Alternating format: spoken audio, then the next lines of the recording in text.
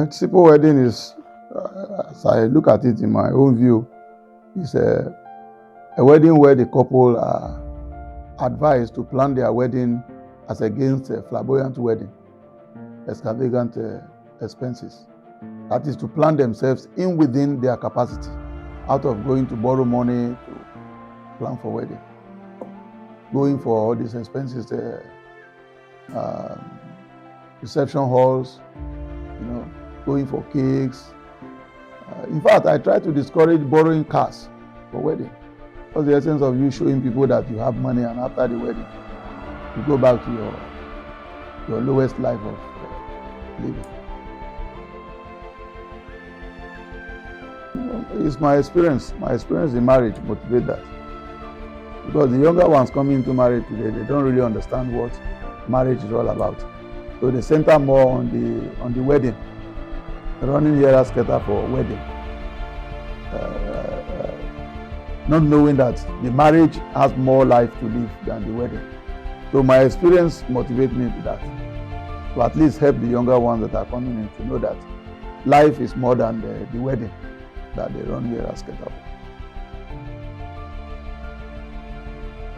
Yeah, to me there are a lot of benefits. Because, for example, I think with my experience, I've helped many younger ones to understand the benefit there. Okay, I've seen a place where a young boy wants to wed when I was in Kaduna, and I discovered he's in business, he has money, and he wants to lavish the money on the wedding. So I have to invite him and advise him to get a plot of land and start a building, so he can wed, married into the apartment. Which he listened. So he bought something and he built a 2-bedroom apartment and he married in. So instead of him to lavish that money on the wedding, so it's one of the benefits. I've stopped weddings here to help them finish their buildings. So that, because one of the challenge in life I know is this rentage of a thing.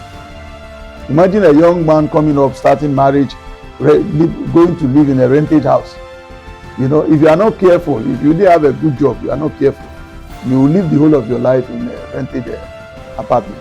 There are some things that a young man should be able to prepare himself and at least try to put some certain things in place before he gets into this marriage of a thing. So to me, there are a lot of benefits there. If you do the simple wedding against the extravagant expenses, you will save money for the marriage and you start planning yourself. I've seen where people borrow money into wedding. They borrow money into wedding. And at the end of the day, they start paying the debt. How can you start your married life with debt? So to me, there are a lot of benefits. It helps you to save money. It helps you to plan on what you and your partner will go into before the wedding. Part of it is that you can use your money to establish your partner.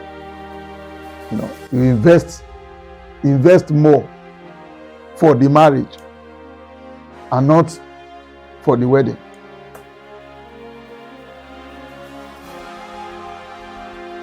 And like I said, you go into expenses, people may run around you.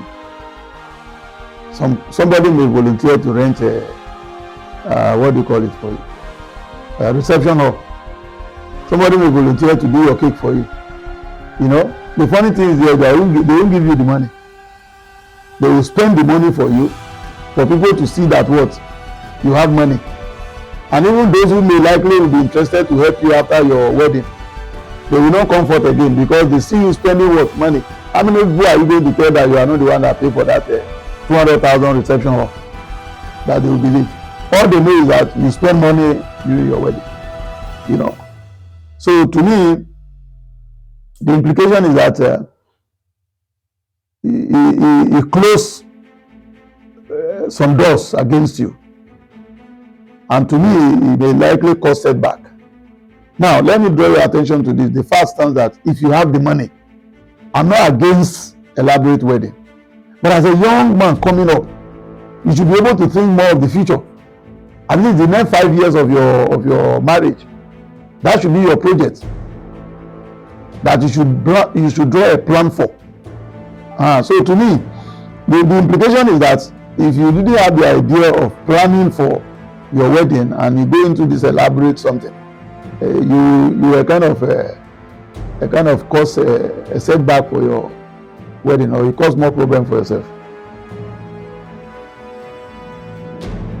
Number one, I said we did one recently.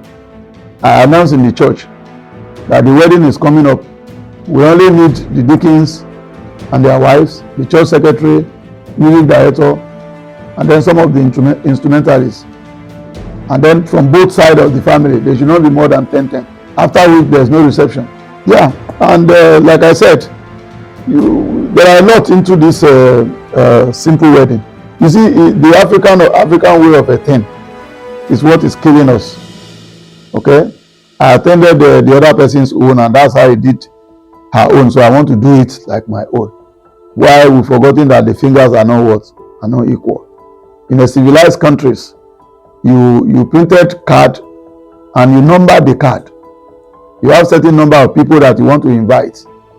It's not that I've had and I branch. There's nothing like that. So as a young person coming up, to me, I think what matters most for me is the life you live after the wedding. Not how many people attend your wedding. The life you live after the wedding is what matters for me, in as much as I'm concerned. Because once you are married, what you are telling your family members and everything is that you are also matured to start a life.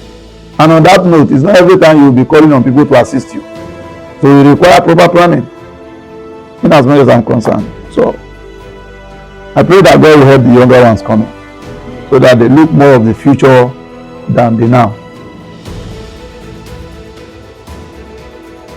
And my counsel is that intending couples should seek for counsel from rights and experienced people who are looking more of the future than the present. Because at the same time we have some ministers today who are also living that flamboyant life. All right, and so their counsel might also go along with this flamboyancy of planning for a wedding. You know, you have a place, even some ministers, you have to buy them a complete attire. You know, a young man that is struggling to do wedding, and the minister is expecting that young man should go and sew a complete attire for him. Who is supposed to give gifts? Is it the person going into the wedding, or the person that was officiating the program?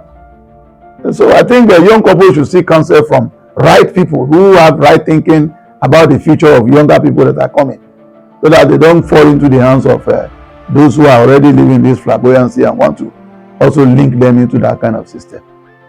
My advice is that the younger one should be wise, plan more, look more of the future than the present. Kumuyi will say that, what's the essence of you borrowing cars for your wedding, and then on Sunday they see you inside Molwe? Who are you deceiving?